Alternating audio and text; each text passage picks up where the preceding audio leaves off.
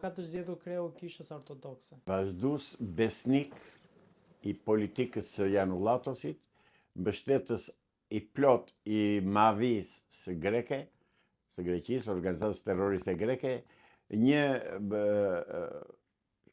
shqiptar i konvertuar të krishterë ortodoks, të cilin kryepeskopi i Amerikës e pagëzon sot Pelushin si Vorio Epirot, me emrin grek Ioannis, ndërsa deri dje e përmendën si të konvertuarin John, domethënë Jani. Dhe unë këtu kam komplet informacionin e tyre dhe në greqisht dhe në anglisht, por nuk mund t'i lexoj asnjërin, në greqisht i lexoj dhe i komentoj, por nuk është për e kuptueshme për publikun. Por mund na i përmbledhni pak a shumë se çfarë flitet, çfarë thuhet?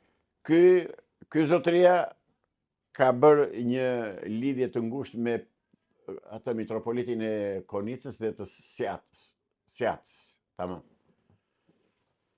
Në Greqi e ka hapur shkolla greke, shkolla në gjuhën greke në zonat kufitare të Korçës dhe ka kthyer Korçën në një Greqi të vogël. Ka bërë marrëveshje dhe marrëdhënie të shkëlqyera me grekët dhe nuk ka pranuar që të bëhet një mesh për atë staf që ka qenë kryepeskopi i kishës autokefale shqiptare. Me fjalë të tjera, Janullatua ka lënë një njeri besnik të bindur plotësisht në krye të kishës autokefale shqiptare. Emri i këtij zotërisë, emri origjinal i nënës së babës, që është nga Ballabani i Këlqyrës, është shqiptar. Ndërkohë, ministri i jashtëm i Greqisë ka dërguar telegramurimi. Atë që nuk ka arritur në Korçë, thot zotëria këtu, e kanë arritur me Janullatosin, po e realizojnë tani me Pelushin. Ky zotëria është Fatmir Abedin Pelushi. Dhe tani quhet Joan Pelushi. E bën kryetar të kishës. Është çështje, në fakt është çështje e ortodoksëve grek që të sqarojnë biografinë e këtij njeriu që u vu në krye të kishës ortodokse shqiptare. Është në dorë të besimtarëve ortodoks shqiptarë që të mos përsërisin atë që u bën në gusht të vitit 91 në Tiranë, kur Janullatua vajti dhe u bë kryepeskop në një nga dhomat e Hotel Tiranës, dhe praktikisht kisha shqiptare kaloi tërësisht në duar të grekëve. Ndërkohë, edhe dy mitropolitë të tjerë që përgatiten tani për të vendosur në Korçë dhe në Berat, nuk e di, po, në Korçë dhe në Berat, do vjen dy grek, dy klerik grek. Pra nuk ndahen klerikët grek nga kisha shqiptare, nuk e lëshojnë. Është një politik që ka 10 vjet që është kundër nesh, ka filluar që me atë priftin që e qëruan, vran në Osum dhe varrosën në kolonjë të Fierit, të Lushnjës, që është ajo, dhe vazhdon ajo politikë për të asimiluar kishën autokefale shqiptare dhe për t'i bërë ortodokse shqiptare, për t'i quajtur grek.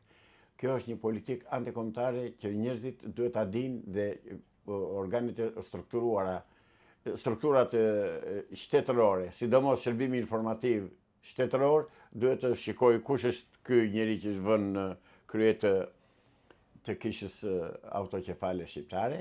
Nuk flas për anën shtetërore, por flas për anën morale dhe qytetare të këtij njeriu që e kanë vendosur me urdhër dhe me miratim të shtetit grek. I pari që uroi ishte kryeministri i Greqisë Kosta Mitsotakis, pasi e uroi ministri Dendja.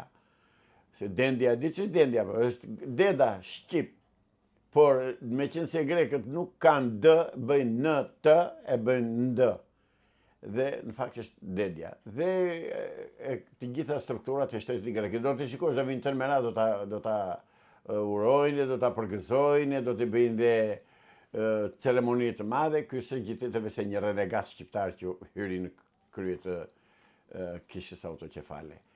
Për këtë unë ju bëj thirrje qytetarëve të ndershëm ortodoks shqiptar të ngrihen dhe të kërkojnë llogari kush është ky njeri dhe nga erdhi, dhe pse ka bërë Korçën, pse ka bërë shkolla greke në Korçë, pse flitet gjua greke në fshatrat kufitare të Korçës, pse ka bërë atë Korçën bija dhe Kosturin nëna, se kështu i ka quajtur.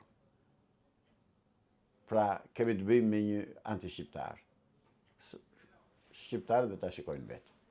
Avokat, po çfarë duhet bërë në të tilla raste? Në të tilla raste duhet që të ngrihen besimtarët ortodoks shqiptarë dhe kur ai të bëhet inaugurimi i tij të thonë anaksios i pavlefshëm. Qoftë edhe një po të thotë i pavlefshëm, ai nuk bëhet. Nuk e merr atë detyrë. Kështu janë kanonet e kishës ortodokse. Se sa do t'i zbatojnë këtu, kjo është tjetër gjë pastaj. Avokat, ne pam që edhe politika shqiptare mbështeti ose përshëndeti zgjedhjen e tij. Po këtyre u ka shërbyer ai. Shiko, po politika, cila politikë shqiptare se ju thoni, s'ke politikë shqiptare më të tri. Ke një politikë, ke një qeveri ku islinge që i përshtatet 100% interesave greke. Unë nuk përzgjoj nga Shqipëria, nga qeveria jonë. Jo, qeveria jonë nuk është qeveri jona, është qeveri greke ku islinge që zbaton gjithçka që vjen nga Athina.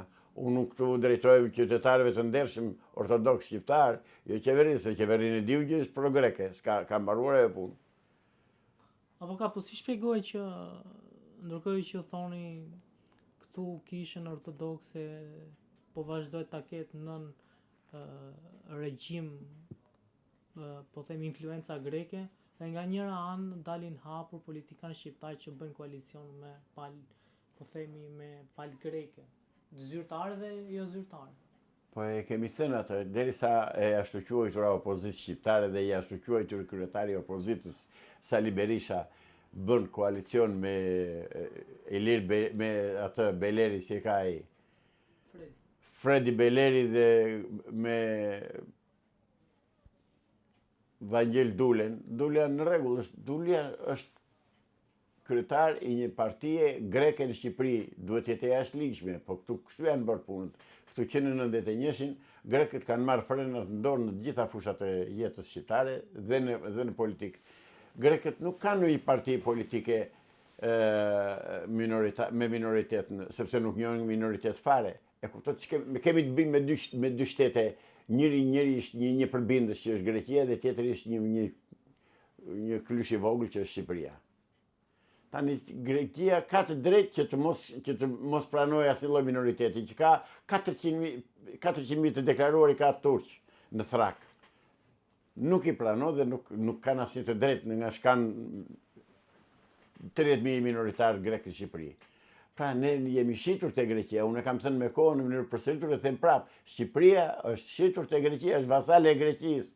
Shpresoj që me anullimin e këtyre zgjedhjeve që do bëhen tani, të vej guri në vend të tij, të bashkohen trojët shqiptare, të bashkohet Çamëria me Trullin, me Trungun Mëm, me Shqipërinë dhe grekëve t'u tregohet vendi atje ku e kanë.